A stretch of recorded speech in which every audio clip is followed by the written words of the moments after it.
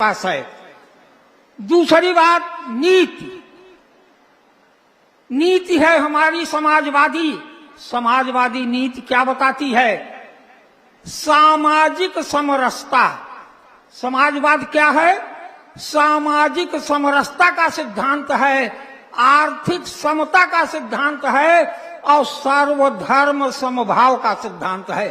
तीन बातों को समेटकर जो सिद्धांत चलता है उसी का नाम है समाजवाद। सामाजिक समरसता, आज भाजपा समाज में हर कदम पर कटुता फैला रहा है।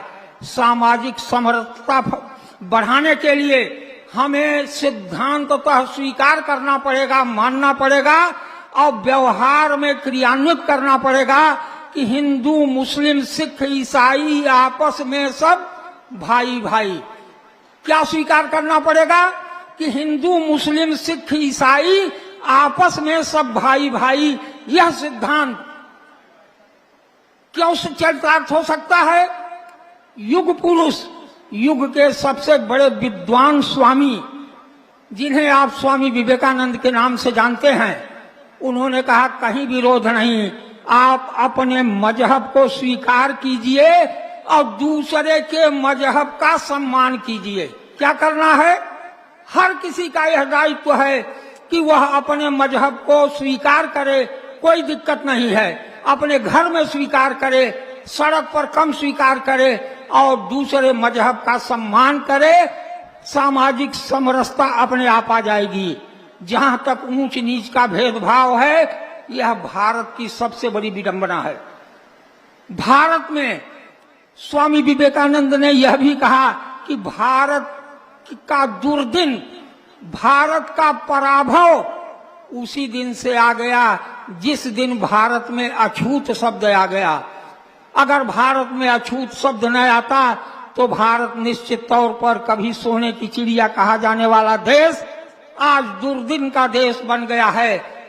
तो इसलिए इन सब चीजों को मिटाने, इसमें बड़ा लंबा इतिहास है, इस पर हमने रिसर्च भी किया है, कराया भी है कि यह अछूत शब्द बड़ा घातक रहा।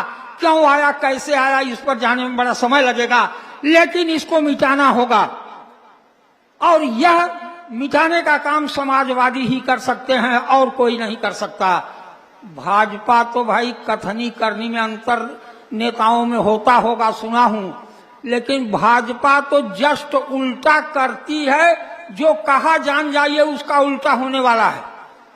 अगर भाजपा ने कहा 2 करोड़ नौकरी दूंगा तो जान जाइए कि नौकरी अब छीनने वाली है, देने की बात नहीं है।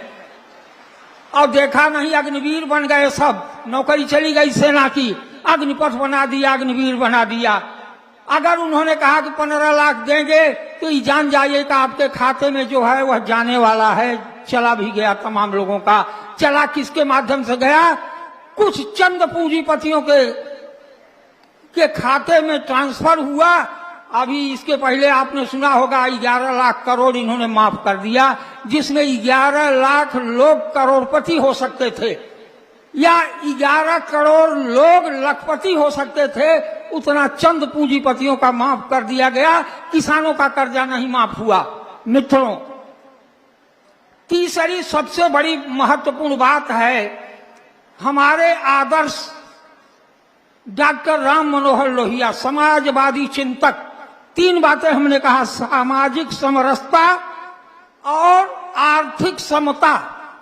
आज भारत में इतनी विशाल आबादी के देश में समाजवादी नीतियों पर चल करके ही भारत का विकास संभव है। हमने एक वाक्य भी लिखा था कि जरा ध्यान से सुन लीजिए, और बुकलेट मिली है तो नोट भी कर लीजिए।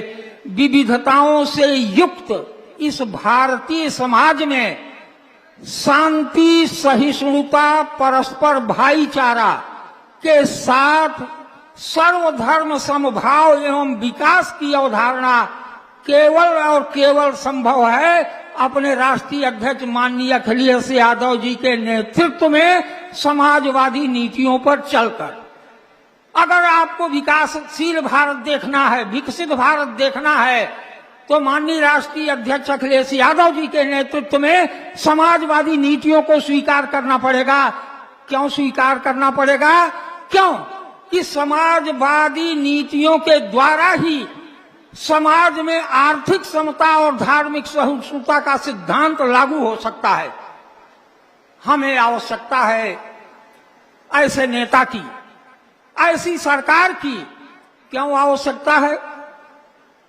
बुद्ध धर्म को आवश्यकता पड़ी अपने विकास की कब? जब बुद्ध धर्म राजधर्म बन गया, जब अशोक ने बुद्धिज्म स्वीकार कर लिया और बुद्ध धर्म को राजधर्म बनाया, तो बुद्ध धर्म चीन, जापान, लंका, बर्मा सब जगह बुद्ध धर्म फैल गया।